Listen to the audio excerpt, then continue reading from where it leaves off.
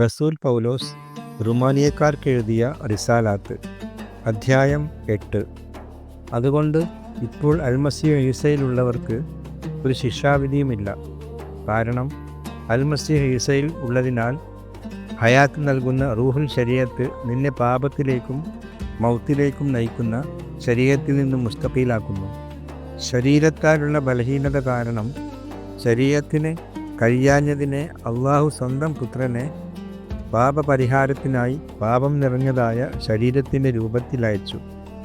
അങ്ങനെ ഇൻസാന്റെ പാപത്തിനു ശരീരത്തിൽ ശിക്ഷാവിധി നൽകി. ഇത് ശരീരത്തിനെയല്ല, റൂഹിനെ അനുസരിച്ച് ജീവിക്കുന്ന നമ്മിൽ ശരീഅത്ത് തഅലീമാത്ത് നൽകുന്ന നീതി കാമിലാകേണ്ടതിനാകുന്നു ചെയ്തത്. ശരീരത്തെ അനുസരിച്ച് ജീവിക്കുന്നവർ പാപം നിറഞ്ഞ കാര്യങ്ങളിൽ മനസ്സ് വയ്ക്കുന്നു. റൂഹിയത്തിനാൽ ജീവിക്കുന്നവരോ റൂഹിയത്തിൻ്റെ കാര്യങ്ങളിൽ മനസ്സ് വയ്ക്കുന്നു. ശരീരത്തിൻ്റെ ഫിക്റുകൾ മൗത്തിലേക്ക് നയിക്കുന്നു. റൂഹിയത്തിൻ്റെ ഫിക്റുകൾ ഹയാത്തിലേക്കും സലാമത്തിലേക്കും.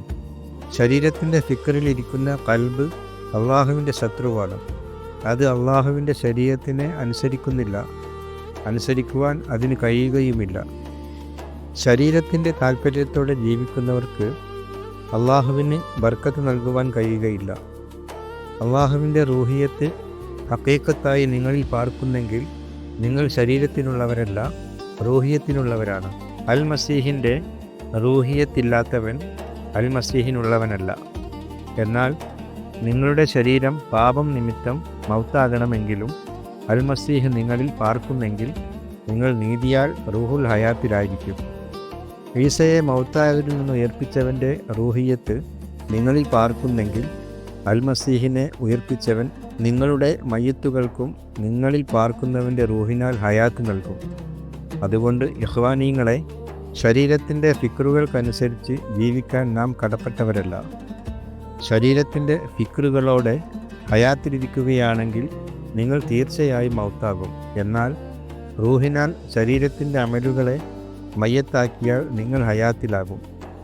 റൂഹുള്ളയാൽ നയിക്കപ്പെടുന്നവരെല്ലാം ഇബ്നുള്ളയാണ്.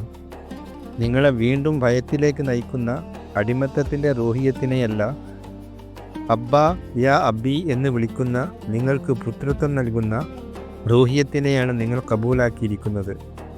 നാം ഇബ്നുള്ളയാണെന്ന് റൂഹുള്ള നമ്മുടെ റൂഹിനോട് ചേർന്ന് ഷഹാദത്ത് നൽകുന്നു. നാം മക്കളെങ്കിൽ അവകാശികളുമാകുന്നു. അള്ളാഹുവിൻ്റെ അവകാശികളും അൽമസീഹിൻ്റെ കൂട്ടവകാശികളും അവനോടൊപ്പം നാം അദാബ് അനുഭവിക്കുന്നുവെങ്കിൽ അവനോടുകൂടെ തംജീദ് ചെയ്യപ്പെടുകയും ചെയ്യും. നമുക്ക് ഹാജരാകാനിരിക്കുന്ന തംജീദിനോട് ഒത്തുനോക്കിയാൽ ഇന്നത്തെ അദാബുകൾ നിസ്സാരമാണെന്ന് ഞാൻ കരുതുന്നു. ഇബ്നുള്ള ഹാജരാകുന്നതിനെ എല്ലാ മഖ്ലൂക്കുകളും ആകാംക്ഷയോടെ കാത്തിരിക്കുന്നു. സ്വന്തം മസീഹത്ത് കൊണ്ടല്ല, അള്ളാഹുവിൻ്റെ മസീഹത്തിനാൽ തന്നെ മഖ്ലൂക്ക് വ്യർത്ഥമായിരുന്നതിന് വിധിക്കപ്പെട്ടു. ഖാലിഖ് ഫസാദിൻ്റെ അടിമത്തത്തിൽ നിന്ന് മുസ്തഖീലാവുകയും അള്ളാഹുവിൻ്റെ ഔലാദുകളെ തംജീദുള്ള സ്വാതന്ത്ര്യം കബൂലാക്കുകയും ചെയ്യും. എല്ലാ മഖ്ലൂക്കുകളും ഇന്നുവരെ ഒരുപോലെ നമ്മുടെ ശരീരങ്ങളുടെ വീണ്ടെടുപ്പാകുന്ന പ്രസവവേദനയിലെന്ന പോലെ ഉള്ളിൽ ഞരങ്ങുകയാണ് എന്ന് നാം അറിയുന്നുവല്ലോ. മഖ്ലൂക്ക് മാത്രമല്ല, റൂഹിൽ ആദ്യ ഫലം ലഭിച്ചിരിക്കുന്ന നാമും നമ്മുടെ ശരീരങ്ങളുടെ വീണ്ടെടുപ്പാകുന്ന പ്രസവവേദനയിലെന്ന പോലെ ഉള്ളിൽ ഞരങ്ങുകയാണ്. ഈ പ്രത്യാശയിലാണ് നമ്മൾ ഇഖ്ലാസിലാവുന്നത്. കാണുന്ന പ്രത്യാശയോ പ്രത്യാശയല്ല. ഒരാൾ കാണുന്നതിനെ ഇനി എന്തിനു പ്രത്യാശിക്കണം? എന്നാൽ കാണാത്തതിനെയാണ് നമ്മൾ പ്രത്യാശിക്കുന്നതെങ്കിൽ അതിനു വേണ്ടി നമ്മൾ സബൂറായി കാത്തിരിക്കും. നമ്മുടെ ബലഹീനതയിൽ റൂഹിയത്ത് നമ്മെ സഹായിക്കുന്നു. വേണ്ട വിധം ദുആ ഇരിക്കേണ്ടത് എങ്ങനെയെന്ന് നമുക്കറിഞ്ഞുകൂടാ. എന്നാൽ വാക്കുകൾ കൂടാതെയുള്ള നെടുവീർപ്പുകളാൽ റൂഹിയത്ത് തന്നെ നമുക്ക് വേണ്ടി മധ്യസ്ഥത ചെയ്യുന്നു. ഖൽബുകൾ പരിശോധിക്കുന്ന അള്ളാഹു റൂഹിയത്തിൻ്റെ ഫിക്ർ മനസ്സിലാക്കുന്നു. കാരണം റൂഹിയത്ത് അള്ളാഹുവിൻ്റെ മശീഹത്ത് അനുസരിച്ചാണ് വിശുദ്ധർക്ക് വേണ്ടി മധ്യസ്ഥത ചെയ്യുന്നത്. അള്ളാഹുവിനെ ഹുബ്ബ് വെക്കുന്നവർക്ക്, അവൻ്റെ ഖറാർ അനുസരിച്ച് വിളിക്കപ്പെട്ടവർക്ക് അള്ളാഹു സകലവും ഖൈറിനായി പ്രവർത്തിക്കുന്നുവെന്ന് നമുക്കറിയാം. അള്ളാഹു നേരത്തെ അറിഞ്ഞവരെ തൻ്റെ ഇബ്നുള്ളയുടെ രൂപത്തോട് അനുരൂപരാക്കാൻ മുൻകൂട്ടി നിശ്ചയിച്ചു. ഇത് ഇബ്നുള്ള അനേകം ഇഖ്വാനികളുടെ ഇടയിൽ ഇബ്നുൽ വാഹിദാകേണ്ടതിനാണ്.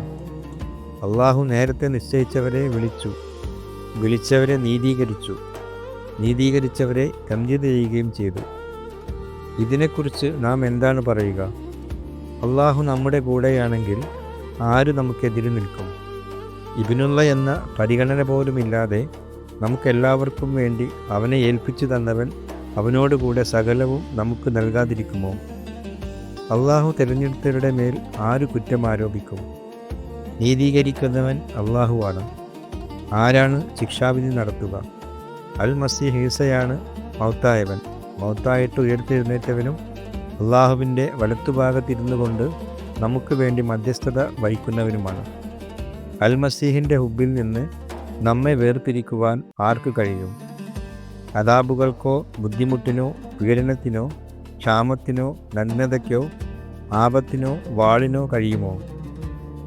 ഇങ്ങനെ എഴുതപ്പെട്ടിരിക്കുന്നു: നിന്റെ കാരണം ഞങ്ങൾ കൊല്ലപ്പെടുമെന്ന ഭീഷണിയെ ദിവസം മുഴുവൻ നേരിടുന്നു. അറുക്കാനുള്ള ആടുകളെപ്പോലെ ഞങ്ങളെ പരിഗണിക്കുന്നു. എന്നാൽ നമ്മെ ഹുബ്ബ് വെച്ചവനിലൂടെ ഇവയിലെല്ലാം നാം പൂർണ്ണ വിജയം നേടുന്നു.